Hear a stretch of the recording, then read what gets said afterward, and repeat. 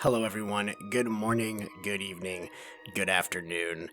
Hey, this is Aaron. I just wanted to do a quick PSA just to let you know that our podcast is actually looking for a new intro song. We're looking for about an original 30-second brass band composition. If you happen to be chosen, we'll invite you to be featured as a guest on a bonus episode of the podcast, as well as you will get credit at the end of every podcast. So, if you're a composer or you're interested in maybe trying to compose for this, we have bands to record it. We just need the composition. So if you're interested, please email submissions to Amy at amyschumacherbliss@gmail, AMYSCHUMAKERBLISS @gmail. And if you need that information, you can also find it on our website, newworldbrass.com. But yeah, we thought it would just be great to feature some brass band music in the beginning of our podcast and as the exit outro. But as you can imagine, when I was putting this together initially, there's not a lot of just like brass band music on free to use podcast music websites. So hopefully we can find a great submission for you guys. I'm looking forward to all of your submissions. And anyway, let's get on with the show. Amy, you have a new headset. What headset are you wearing? Or are you wearing a new one that I haven't seen before? I am wearing my husband's because I couldn't find mine. So not really a good reason. But we got back from Florida, and so some of our stuff is still semi-packed.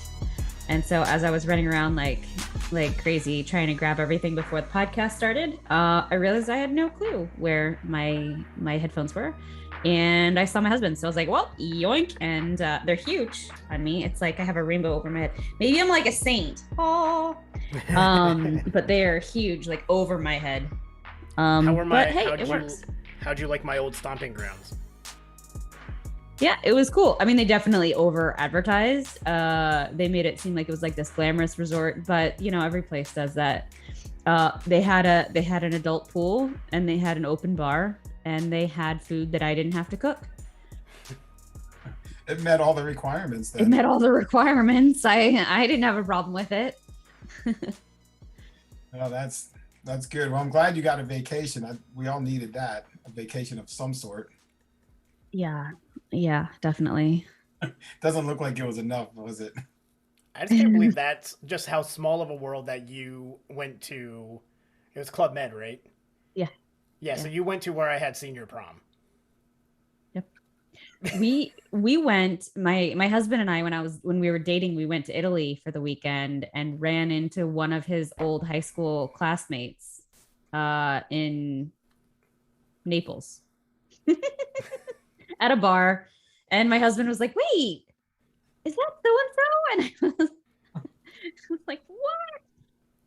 Yeah, when I went to the UK Nationals a couple of years ago, I sat in the Corey box in Royal Albert Hall with a certain group of people that were Corey fans that go follow them everywhere they go, and was there with them all day, but talked to them and had some conversations with them. I didn't really get to know them very well because we were, in between bands just chatting.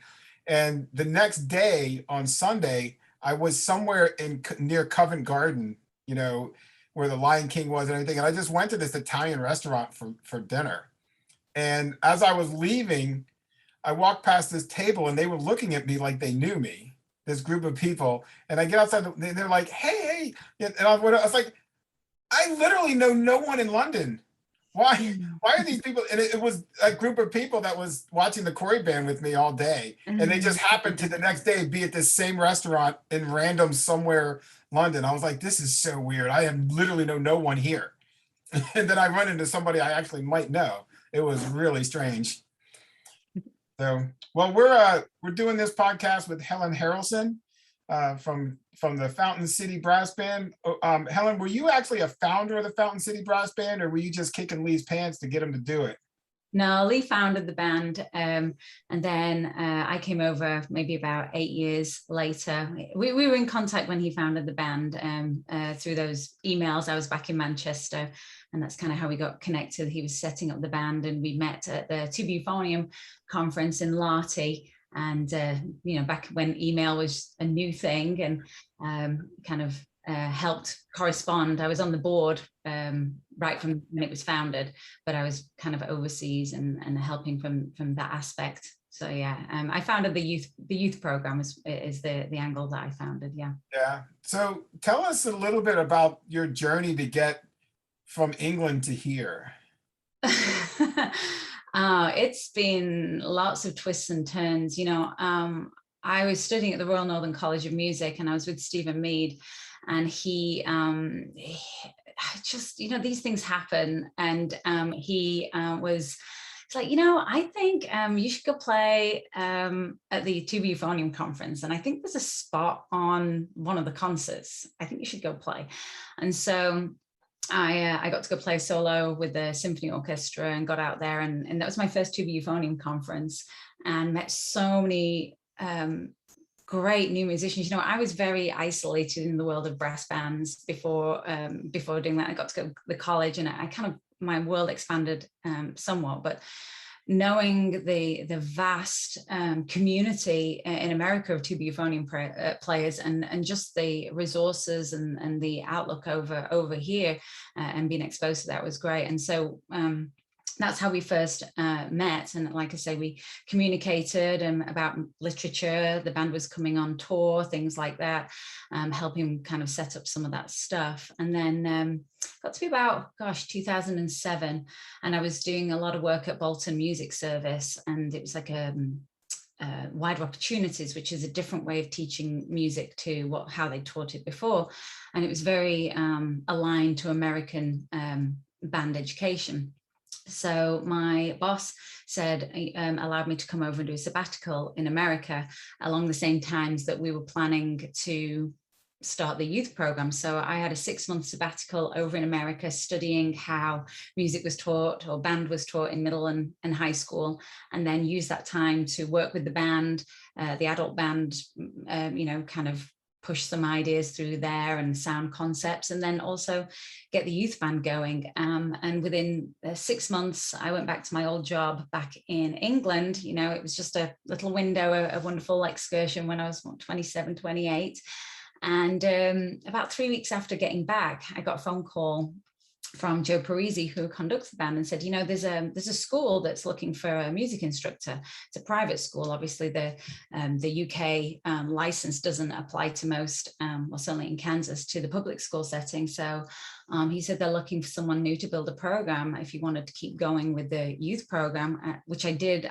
Those 6 months were great, but it wasn't enough to really cement the foundation. I felt really strongly that there was a lot of great things happening in Kansas City. I just wanted a little more time. I thought, well, I'll go over and teach for a few years. I'll start this school band program off, see how we do, spend a few more years over, and then I'll pop back to England, and I'm still here like 12, 13 years later. So that's how it ended up.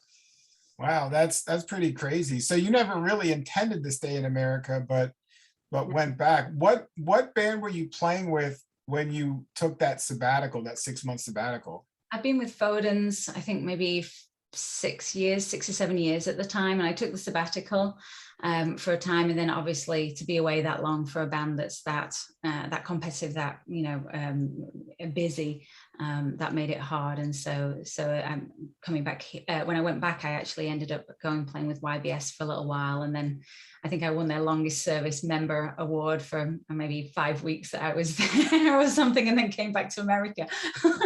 So, yeah. A whole 5 weeks with YBS, huh? I know. I think it was a little more than that. I did the nationals with them or something, but it was a good time. There's great players there.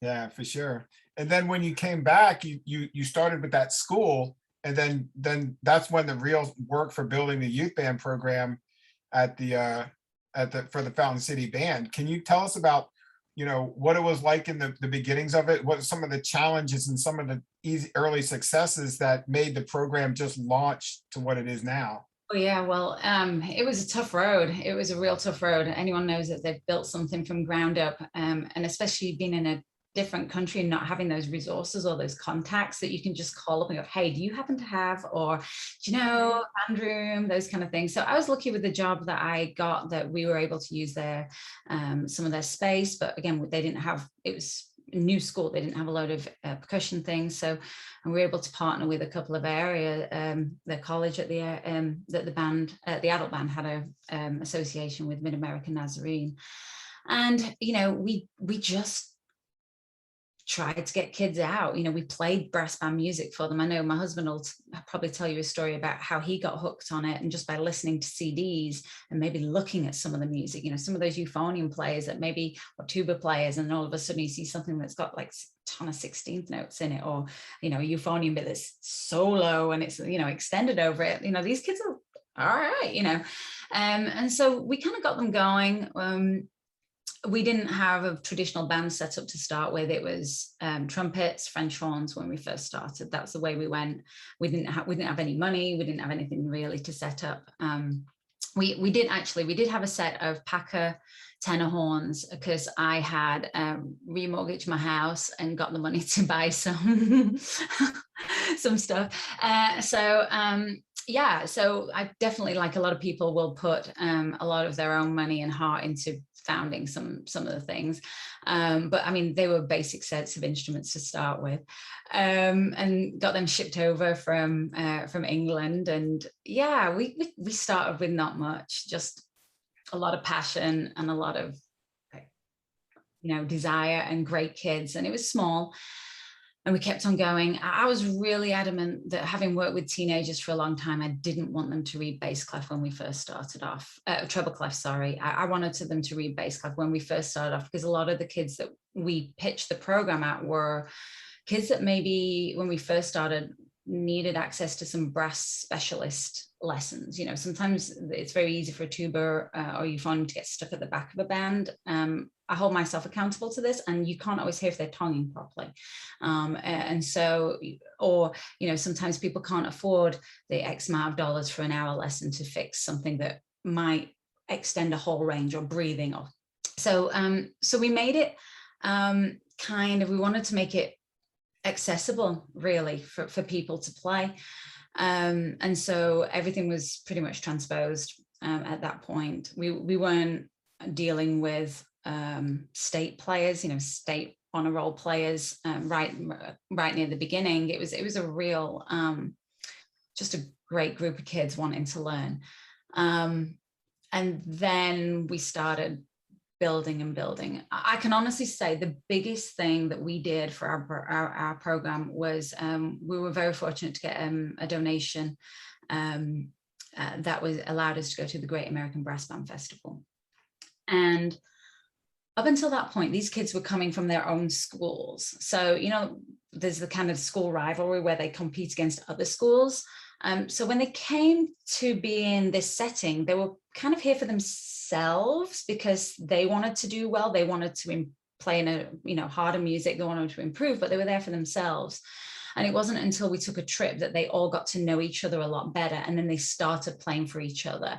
And a lot of those kids on that first trip, it would have been, gosh, 2013, maybe 2013 we went. And a lot of those kids that were like 7th or 8th graders that maybe took that trip, we couldn't get rid of. Like at 18, they aged out of our NABA age. And we're like, they're going to all our local universities.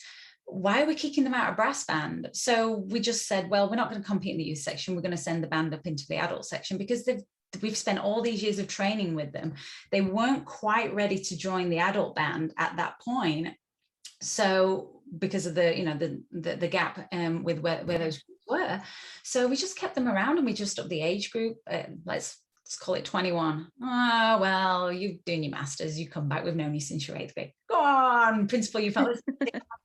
And that's just how we kept on going, really. But that year that we went to the North American Brass Band Festival, that is a turning point in our story. Yeah, that's fascinating. Because I've had, you know, with all the years I did with the Changri Brass Band, some of the same experiences. Like there are clearly defined moments where you can say, this is this is where the band turned the corner. And one of the things that was, every year we went on a trip, we either went to NABA or we went to something else. And every year the band bonded on that trip and came back better for it. And it made the next year's band even better. And it was a cycle like that. So we experienced the same thing. And then 2002 in Cincinnati, when the brass band of Battle Creek played the gala concert at that NABA, and the youth band heard that, and from then it was over. I didn't have to recruit after that because the kids were like, "You got to do this. This is awesome." So the clearly defined. We also did Great American in like 2003, and that was another another moment where the band was just like, we're hooked.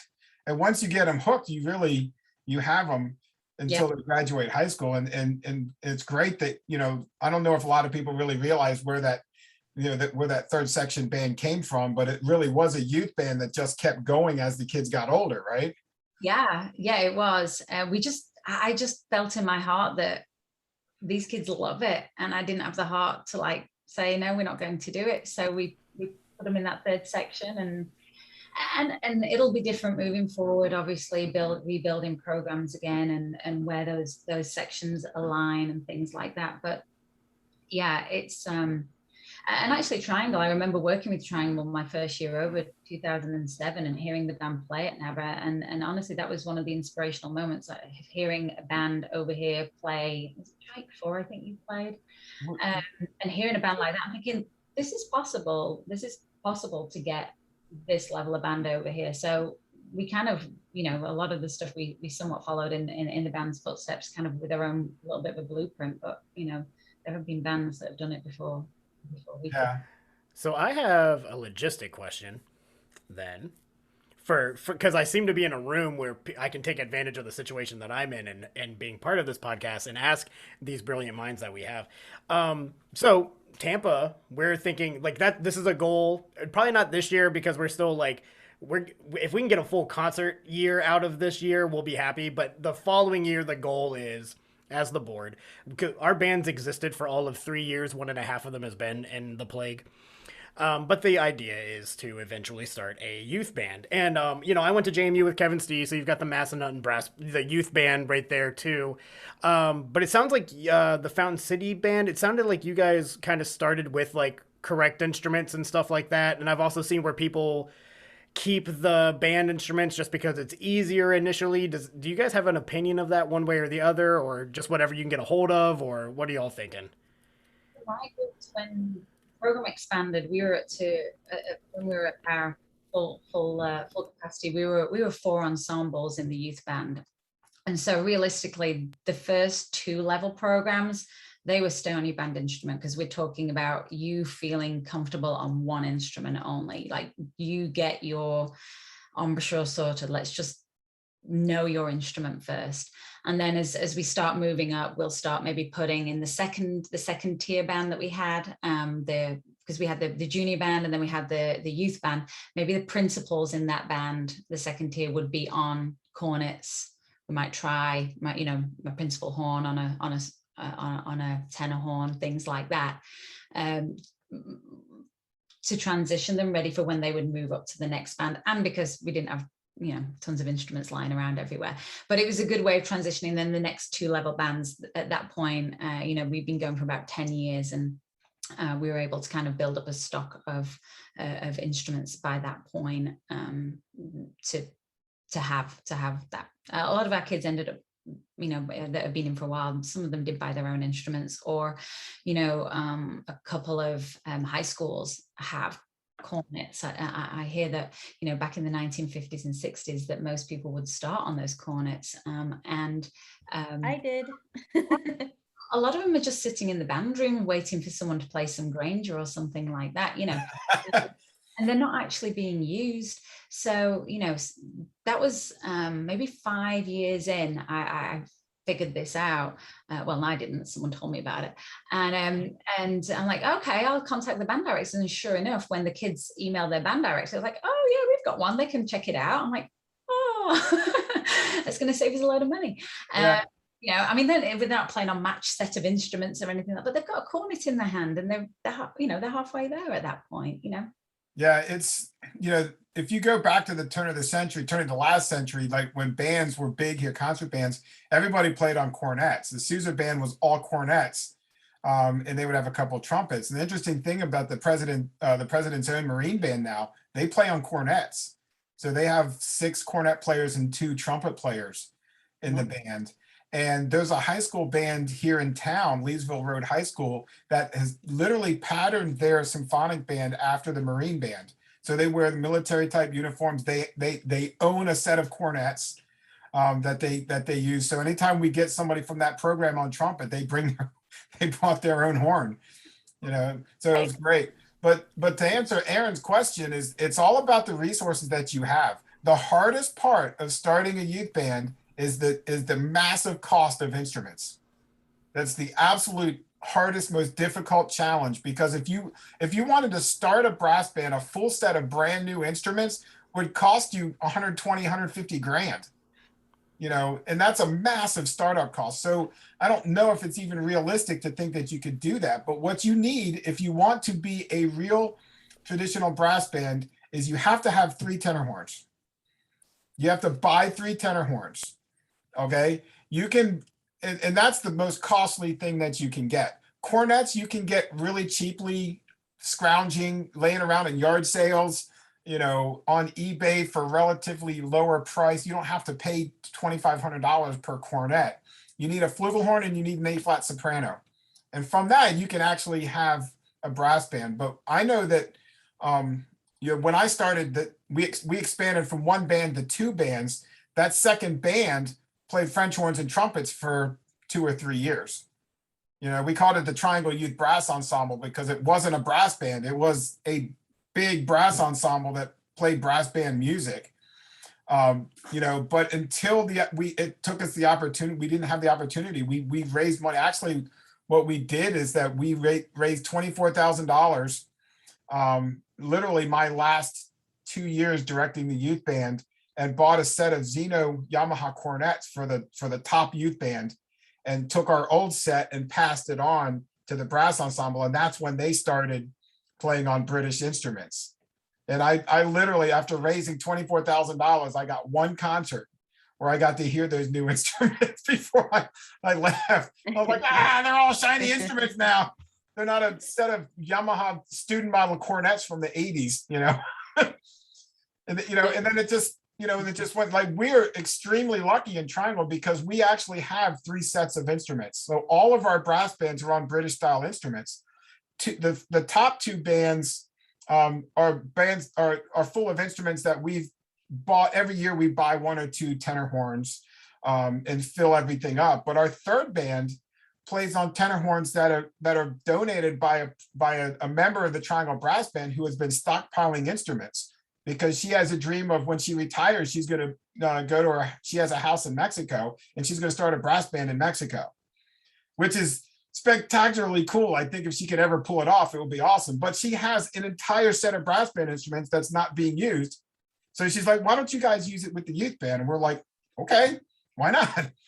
So when she retires, then our youngest band will go back to playing trumpets and French horns. But it's just about whatever resources, whatever you can scrounge around and pull together to make it work. It's, every situation is different. And you never know, if you beat the bushes, maybe someone's going to give you 10 grand where you can go out and buy a starter set of the essential needs. But, just because you don't have cornets and tenor horns, there's no reason not to start a brass band. No. And I feel like nowadays, maybe even harder than when we started ours, Tony, but kids are busy. One thing that COVID definitely showed is how busy life can be, and how you can just cram something in here and an extra game here and an extra duty here and something like that. And so, being mindful that how you approach these kids when you schedule. We don't in the end, our season didn't start really. We kind of did auditions around about October, and we do some reading sessions in November, December, maybe a weekend clinic, and then we started weekly rehearsals in January through to the competition. Because as much as I would love to do repertoire and things like that, we kind of, like Tony says, the competition kind of took over a little bit the trip, because that's what they want to do. They want to do that. They want to travel. But with all and snow days in Kansas, it got to the point where it was really difficult for us to do a full season with all the commitments that they had for the marching band and everything like that. So knowing your school schedules, knowing your kids, like kind of generally what they're involved in, what's the culture of your school districts and things like that. That's another really important thing to be aware of and just ask around about. Yeah, and that's a great point. We've flat out in our conversations about this, we flat out gave up on even trying to do anything in the fall. Not only because the kids, but also all the people, like we would want the high school, middle school band directors to be as involved as humanly possible that are in our band. And of course they're either teching and or doing their own thing. And I mean, and you know, I agree with you. Something you said earlier that I wanted to circle back to, Helen, with the need for it.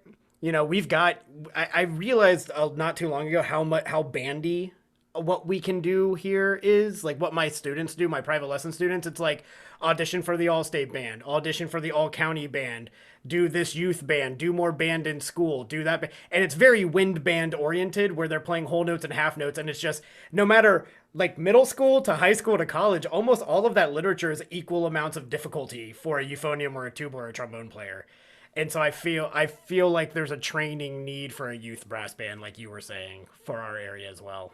Yeah, I don't know if you found the same thing, Helen, but around here, like our top brass band is filled with all district and all state players, and it rehearses every single week.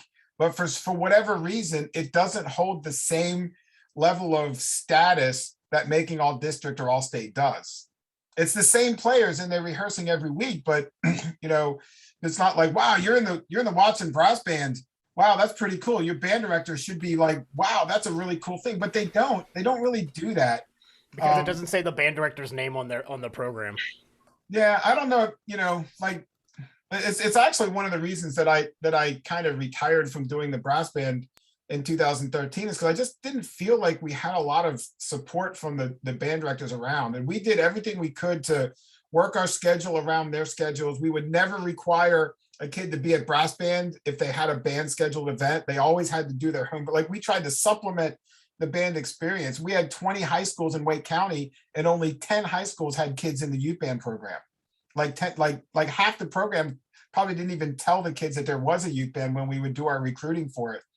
So I don't know if you've gotten the same kind of experience about getting high school educators, music educators to actually support your program. Or for me, I was happy when they just didn't get in the way, you know, because the kids would recruit and bring their friends and everything. But you can't tell me that this one high school doesn't have at least one good trumpet player in their program, you know, like I know these band programs and they're good, you know. So I got a little frustrated with that. I was like trying to get the best players to come do this because, you know, you want the best players. And I just didn't feel like there was a whole lot of community built around that, because all we were trying to do is make players better for their programs, you know, in the process. Is it the same way out there? Like figuring out how to get your program to be successful, you know, in and around all the youth orchestra that's probably competing for players, you know, they have this night of the week, you know, you really have to figure out where you can fit in when you start. It's not so hard for us now with our youth program because it's established. So it's kind of ingrained in what everybody kind of knows what to do. But starting out, man, finding your niche and where you can make it happen, that would be tough. Yeah, for us, we're pretty lucky now. We've got quite a few key band directors that are on board and send their kids our way. We still have a lot of strong districts not too far that, you know, their areas here, and they tend not to send too many kids, and that's fine. It's all good. Any kid that wants to be there gets to come there. And you know, I think the biggest thing for us was we had a really strong group of 8th graders, and we put the 8th graders with the high school kids. And now, can you imagine I don't know what your splits are like. So middle school, 8th, you're the oldest, and you're a pretty keen player at that point. And maybe you're still playing some middle school literature. And then all of a sudden you get put with high school players. Even if it's on third cornet or second horn, what a confidence boost that is, that you're actually now playing rather than being the big, a big fish in a little pond, you're kind of experiencing that. And so being able to, that when that age range, when those 7th and 8th graders that are really pushing strong get put up in with that group, they get excited, they get really excited, and they drag their friends in at that point, because, and then they come up to 9th grade, then they're in high school, then their band director hears about it because their parents know about it and they've been to a national competition. And so then the band directors start hearing about from the parents at that point. And that little moment from 8th grade to 9th grade is a really key recruiting age, I feel. So what are the grade breakdowns for each of the bands? There aren't any. There aren't any. Okay. We had a 5th grader play with our honor band. Did you just do like a cattle call audition? Yeah. And you just place them where they, yeah, we do the same thing. It's skill based. We advertise our program as 8th through 12th grade. It used to be 9th through 12th grade. We just kept it to high school kids because it was so difficult to manage the high school band schedules and the middle school band schedules, which weren't the same. So we're just like, yeah, we're just not going to take high school or middle schoolers. But then we started the 3rd youth band, which of course is much younger. So then we're like, well, we need to have 8th graders in there. So, but we have seniors in high school that play in the lead chairs in the lower band. And, and it's just really by talent. It's just the top players go in this band, the middle players go here. And it does tend to be mostly juniors and seniors in the Watson band. But the second band has a mixture of everything from 8th all the way to high school. It's just, they audition, when you do an audition group, it's, it's where they fit. So we do it. Sorry, go ahead. No, I just actually a question for you too.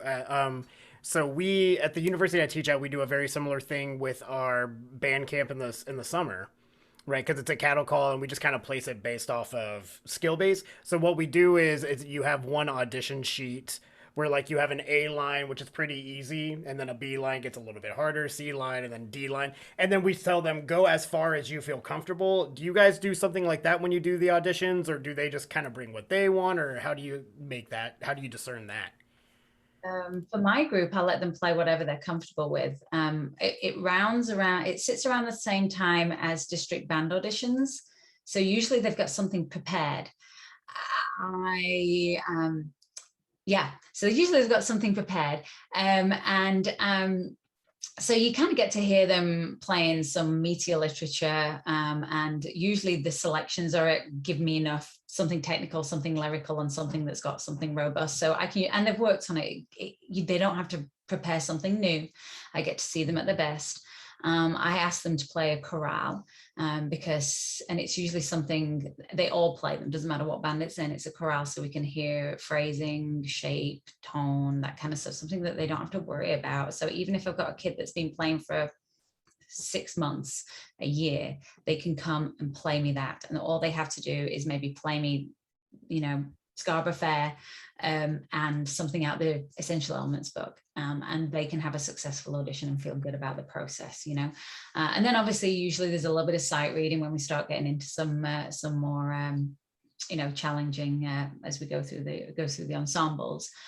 But usually we know a lot of the kids coming in, we know where they're at, we're in contact with their teachers or their band directors that we've seen and we've heard them, you know them after a while when you start going up through the groups. And that brings me to a point that I just want to kind of just go through again is, when you audition a band, when these kids are used to like a ranking list, a chair placement list, an honor band list, boom, boom, boom, boom, boom. So this person's here, and they beat out that person.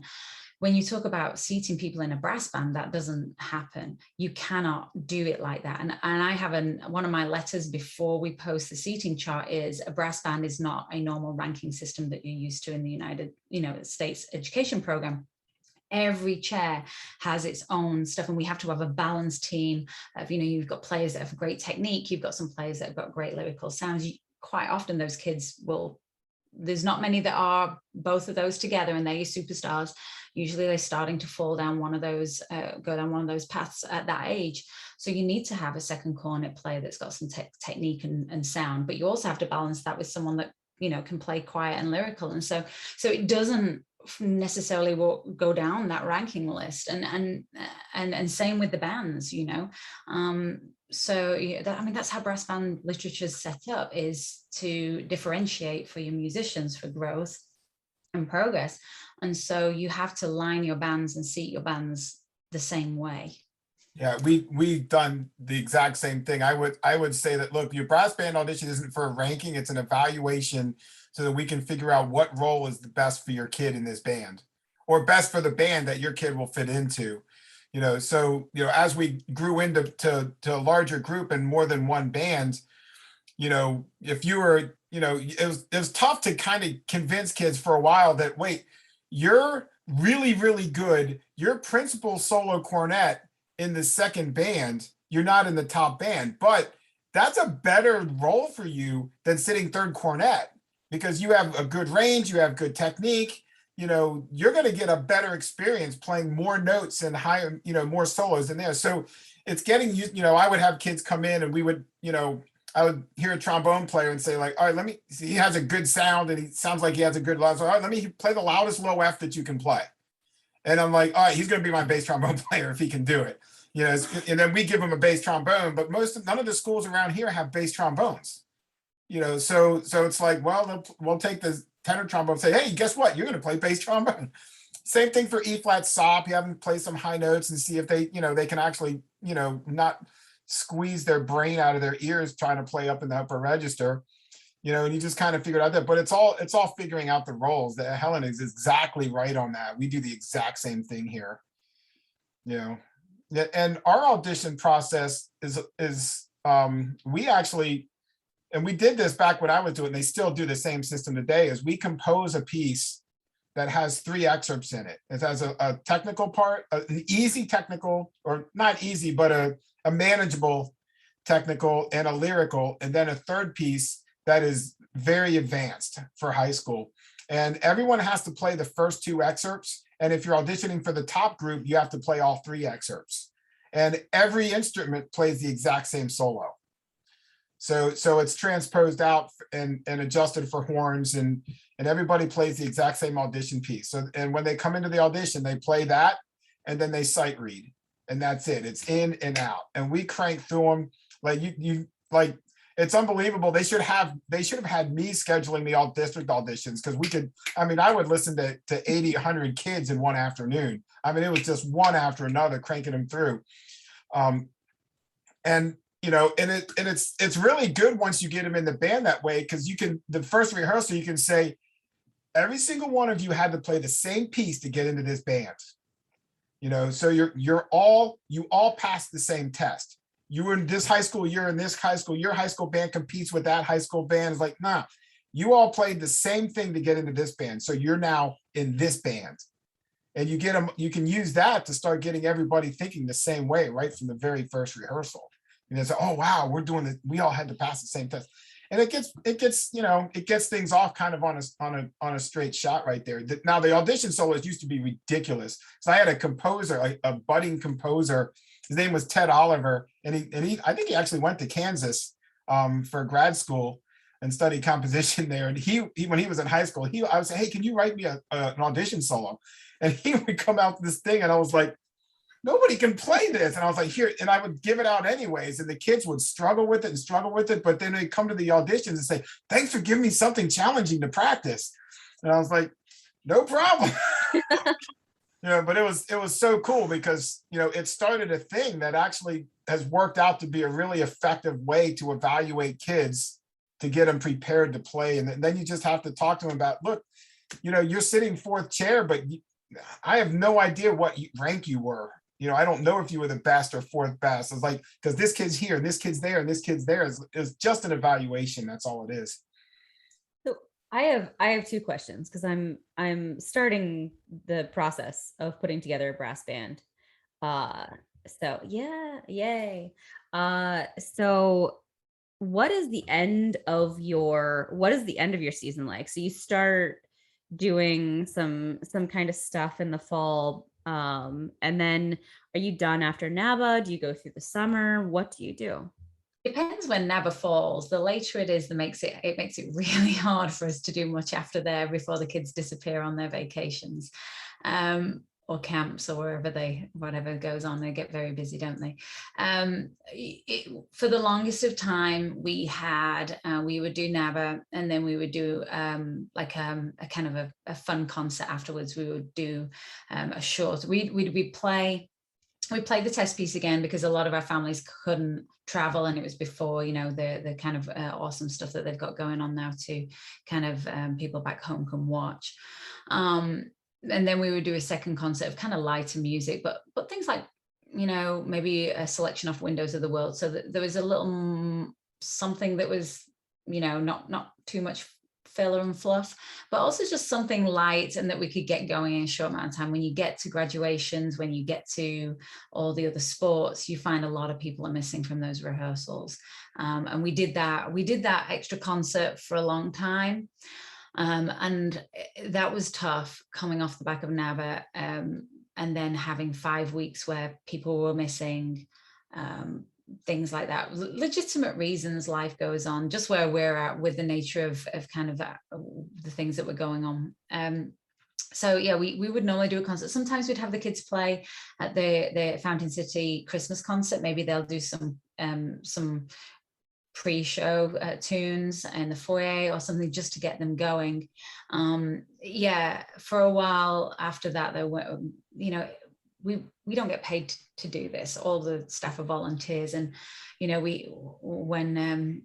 Lee and I became parents, there's something that has to give, and so for a while we were pretty much a competition band, which is not what I wanted us to be, but to keep the program going.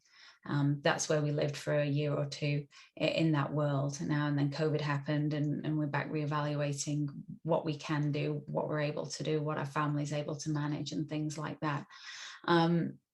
So that is another thing to consider when you're setting up your schedule, is don't overstretch yourself to the point that it's not going to be what you want it to be. Yeah, it's kind of important that the director can be there. Yeah, when I was doing the youth band, we would start as soon as marching band ended. So we would crank up in November. Eventually, I gave up on doing December concerts because it happened too fast. So we wouldn't really do a concert until February. So I would do a February concert. And it would be, I would always bring in a big name guest artist, and then we would switch music and start working on NABA. So we really wouldn't touch any of the NABA music until second week or third week of February, go to NABA, and then come back and do a whole nother concert at the end of May. So I was really lucky that I was in good with the people that booked the May Mandy Concert Hall. Those of you guys who've been to NABA in 2010, that hall is where I did all my concerts with the Triangle Youth Brass Band. And in Memorial Day weekend, the North Carolina Symphony starts their Summerfest out in Cary, and they move outdoors. So the hall's dark. So I was able to get May Mandy Concert Hall on a Saturday night, which was awesome. So we ended our season in that hall with a Saturday night main event concert in the best acoustical hall in town. And it was really cool to end the season. But here's the thing that really made it work, is we didn't have a lot of rehearsal time, but the first 2 weeks of May, I always had absences because AP testing happens the first 2 weeks of May, and the kids get nuts. They're so busy. They have AP testing on Tuesday. So they're like, well, kids not coming to rehearsal on Monday night because they got a test the next morning. They have, so it's like, well, you can't schedule a concert during that time because you're going to be missing. But if you go to the end of May, you get through all of that, and then they come back and you have 2 or 3 good rehearsals before you play the concert. So it's kind of like you jumped over it and go all the way to the end of the month. But I only did that because I had a great a great haul that was worth waiting for and extending the season that far. They don't do it now. They go to, like, I think Mother's Day is the end of the season for them now, that, so it's, it just depends on what the director wants to do. Like Helen said, like the current directors are like, no, this is enough, can't do any more than this, so they're the ones that have to evaluate what they can do. But that's, as long as you can get the students what you think are valuable to them, you're on the right track. I mean, we did when we stopped kind of doing that concert, that's kind of when we started putting our summer camp in. So similar to, like you said, kind of bridge that moment of there. And then we would do, we started a week's residential up at Missouri Western for 2 years to do that. And then that's kind of a pilot to get the groundwork going for the National Youth Brass Band of America. And so that kind of morphed that end of season kind of that we weren't able to do, but we did a lot of that work in the summer camp, that kind of week camp, which worked out really well, because a lot of the kids that maybe are in the youth symphony that couldn't do the brass band season but could do the camp, or get some new friends in and things like that, and that was a real great partnership that allowed us to bypass those tricky months. I think that's a really good transition into talking about the National Brass Band Camp that's probably on hiatus because of COVID, but where are things, a quick background of where, you just started with how it started, but where is it and where is it now and where is it going? Yeah, we got our inaugural year in the books. So at least we got 1 year in.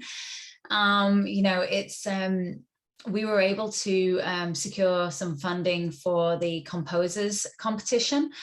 So in our year off from with everything, we actually focused on kind of getting the Young Composers competition going, with the winner of that, Connor Johnson, who is a really kind of up and coming composer, also a great cornet player he was in Michigan and is now out at, oh gosh, he's just moved, where's he at now? I can't remember, sorry Connor.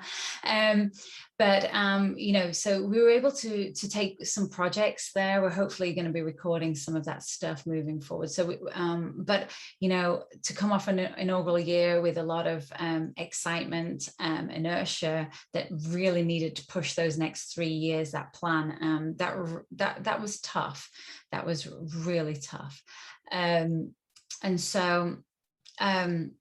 We're kind of hoping that we'll be able to start back up more residential this summer. We hope the summer 2021 that we're able to get a residential course going, but it was just the numbers were going up too much this summer, and not a residential, an in-town kind of at one school, a commuter camp.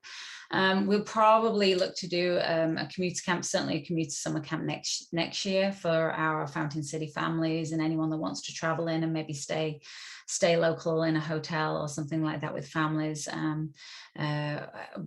Possibly even on campus. We're still kind of talking through that, but my guess is that it'll be a year or two before we're really traveling, getting people to travel the distance that we had. I mean, we had one of Amy's students come join us, and we were really fortunate to get a scholarship to bring in some players from Oakland University and things like that. And so hopefully we'll be back up to there within a year or two, but we're still just going to keep the option going and see who's willing and able to travel and work through that.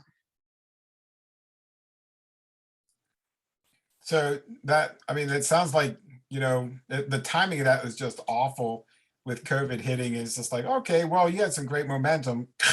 Not now. So, hopefully what we will do is, like, when there's more clarity in this, probably after the first of the year, we'll, get together and do another podcast about this, just to really talk about. I mean, we talked for an hour on youth bands, and I still don't think we covered anywhere near enough. I still have so many more questions. I need help, guys.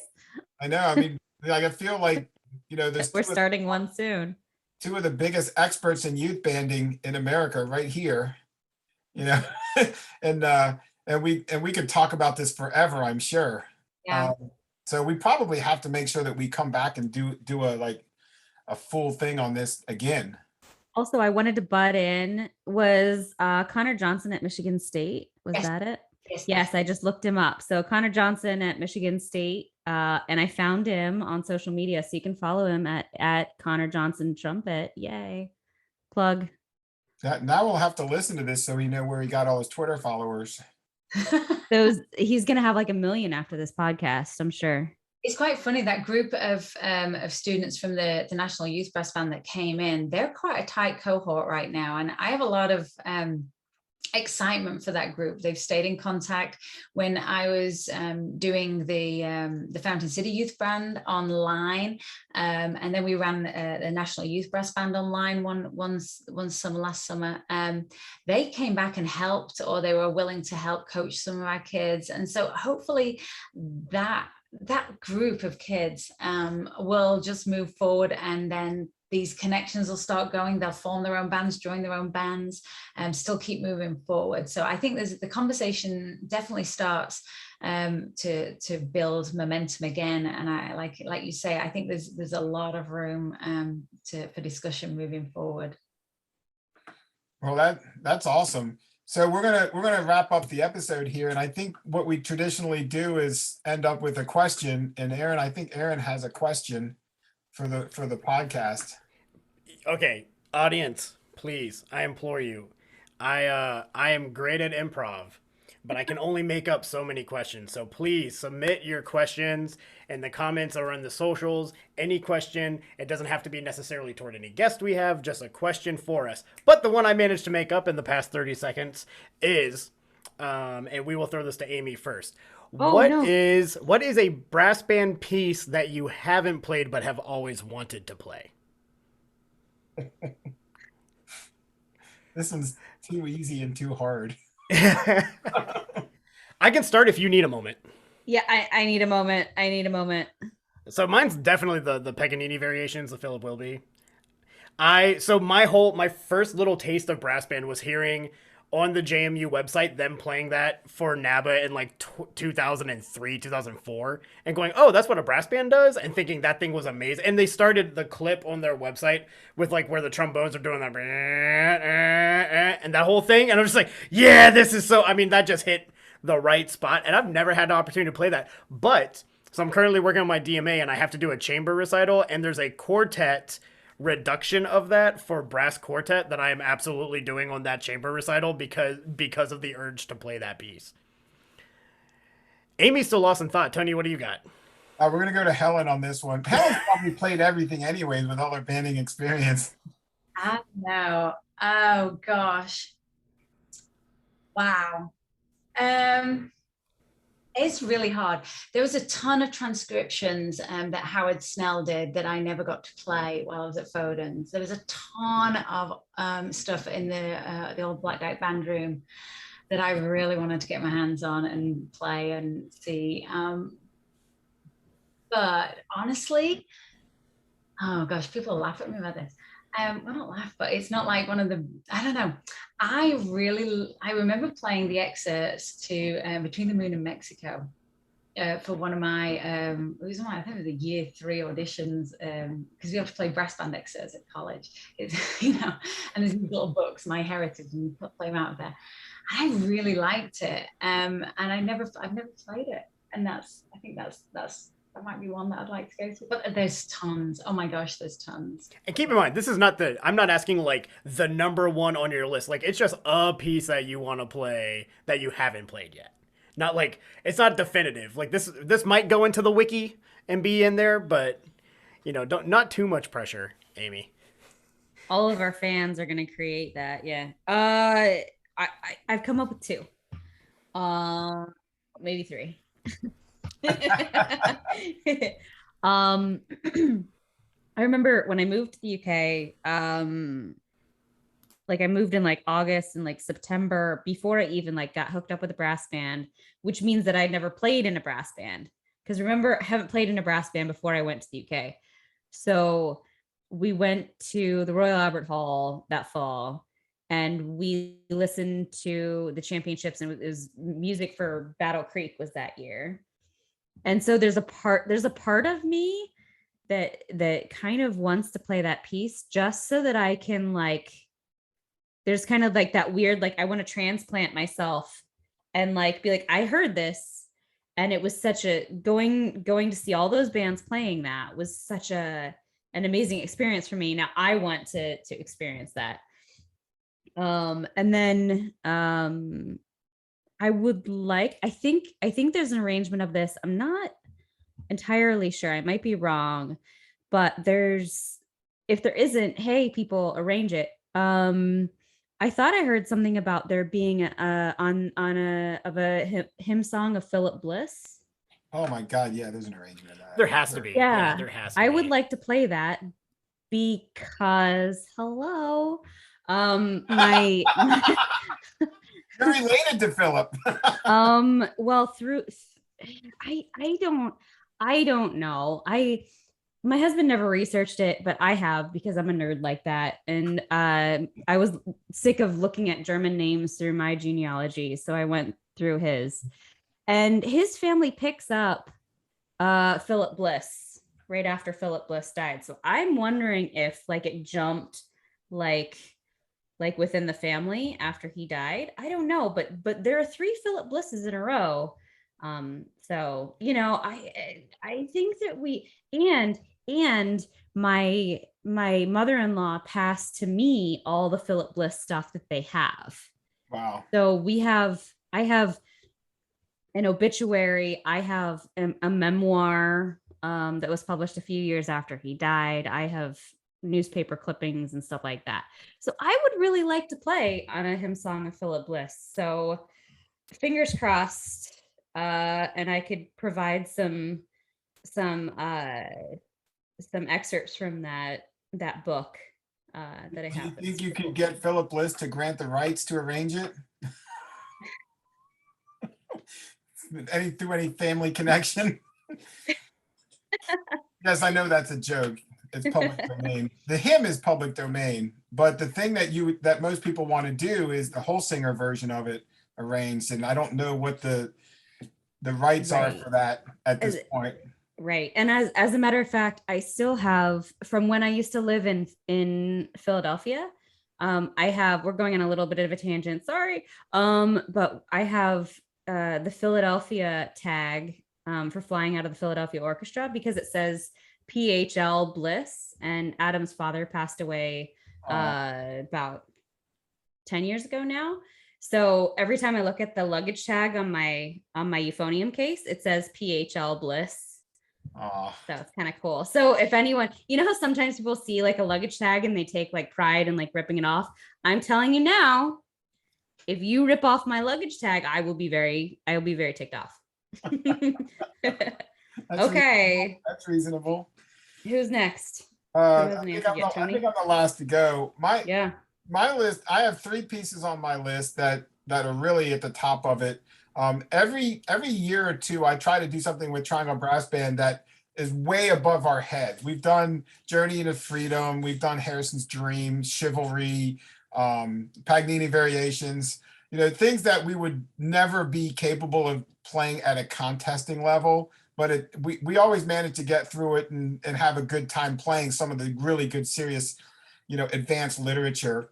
But there's a couple of pieces that are I think it's just above over our head, bit over our head that we just really wouldn't be able to handle. Tristan Encounters is my number one. I adore Martin Ellerby's music, and that's one of the best. Extreme Makeover, ever since I heard Fountain City play that in Raleigh, it's been one of my favorite pieces of music, and I would kill to be able to, well, I'm not talking playing it. I would never be able to play it. There's too many notes in that. But conduct it for sure. I could do that. That doesn't hurt nearly as much. That's one of my favorites, actually. Yeah. And Metropolis 1927 is the other one on my list. So. Oh my gosh, I love that one so much. Okay. Yeah. So those are the 3. We might have done a whole CD inspired by that one. Just saying. Yeah. Right. Yeah. So, so those are the things that I would love to be able to get in front of and work on. So, well, that does that. Well, looks like we're out of time. We probably filled up too many gigabytes of stuff here on this. So Helen, thanks for joining in with us on this. We will definitely have to schedule another one in a about a half a year and dig into some more stuff when when we're all calmed down from this one. Yeah, oh, no, I'd love to. Thanks for inviting me. I really enjoy it. And I love that so many people are interested in starting bands. The amount of conversations that I've had over the last, year or two, people like, I'm thinking about doing this. I'm thinking about doing this. I will say to anyone that's listening, please email me if I can help or put you in contact with anyone. I feel really passionately about what the kids can get out of playing in brass band. And yeah, I just love to help. So if just let me know if you need any help. FCBB.net. That's how you can get up with what's the website for the youth band? You can email me at helen@fcbb.net. Yeah, and there it is. Well, thank you so much, Helen. It's been fun. We're looking forward to recording with Lee tomorrow night. So we'll have him on an episode too. And maybe breaking the fourth wall. Yeah, maybe the next time we'll do everybody together in one big, session. See if we can break the internet with that. At NABA. Yeah, we totally need to do a live one.